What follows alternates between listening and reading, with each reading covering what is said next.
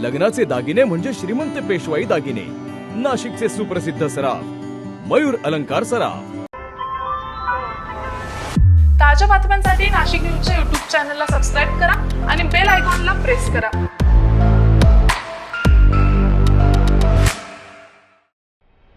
इगतपुरीमध्ये अंधश्रद्धेचा आधार घेत एका महिलेला बनावट रत्नखडे देत 55,000 रुपयांची फसवणूक केल्याचा प्रकार समोर आलाय।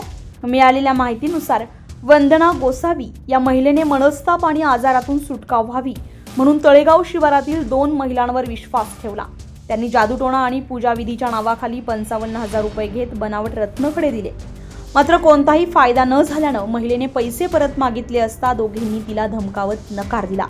फसवणूक झाल्याचं लक्षात आल्यानंतर महिलेने इगतपुरी पोलिसांत तक्रार दाखल केली आहे। या प्रकरणी वैशाली बैरागी आणि रत्ना माळी या दोघींविरोधात गुन्हा नोंदवण्यात आला असून पुढील तपास सुरू आहे।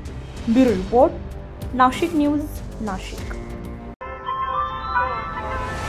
ताज्या बातम्यांसाठी नाशिक न्यूजच्या YouTube चॅनलला सबस्क्राईब करा आणि बेल आयकॉनला प्रेस करा।